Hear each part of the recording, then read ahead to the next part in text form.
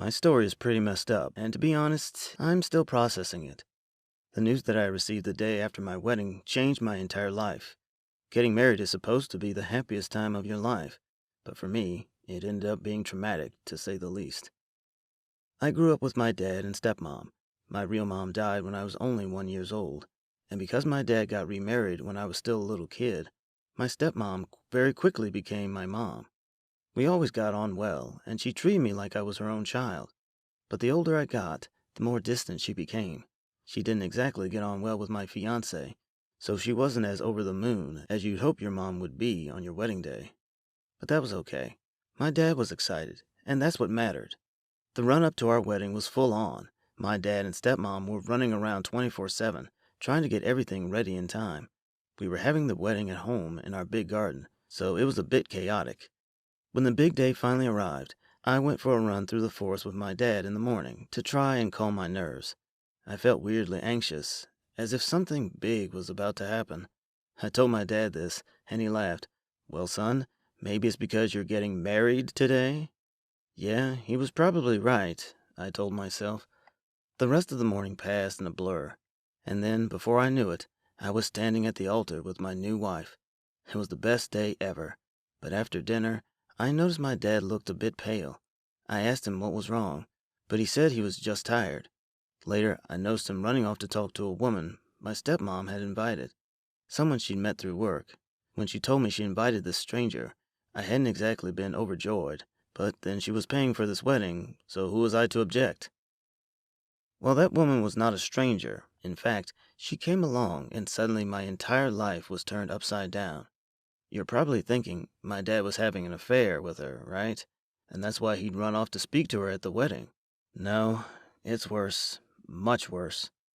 That woman turned up at our house the day after the wedding, when we were all eating lunch, and my dad and stepmom left the room to go and talk to her. Soon I heard them yelling, and the woman was crying and stormed out of our house. Who was she? And why did she think it was okay to turn up and make such a scene the day after my wedding? I was angry at her. I didn't even have to demand to know what was going on, because after the woman left our house, my dad sat me down and explained everything. This woman was my mom. My real mom. This news hit me like a hurricane. I didn't understand. My mom had died. Turns out she hadn't. She fell pregnant with me when she was only 18, and her and my dad decided to give me up for adoption because neither of them felt capable enough to raise a kid. They broke up after my mom gave birth to me, and she dropped me at an adoption agency. Without telling my mom, my dad went to the adoption agency and took me and decided to raise me on his own. He tried to contact my mom, but she was impossible to track down. Eventually, he met my stepmom and decided it would be best if I believed that my real mom had died. I mean, what kid wants to grow up thinking their mom abandoned them?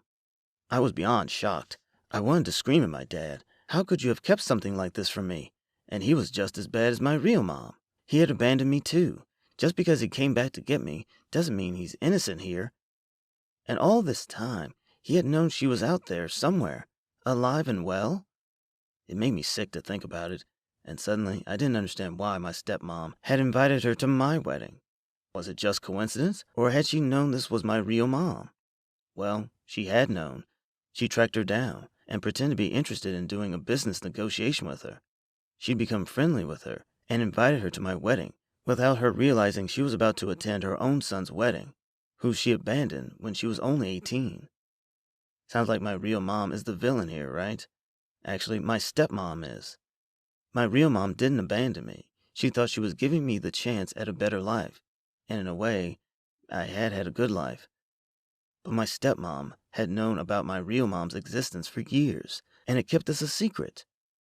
She was selfish, and she had waited until my wedding day for this to be revealed. She always wanted to be in the limelight and seen as some kind of hero.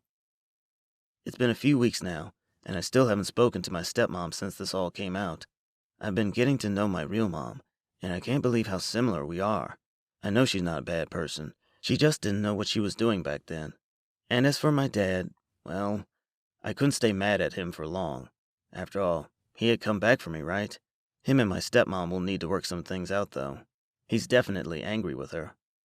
It's crazy how life can just throw these things our way. But you know what?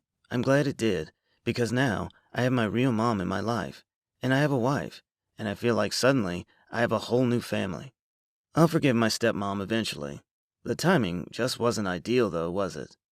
So much for a honeymoon.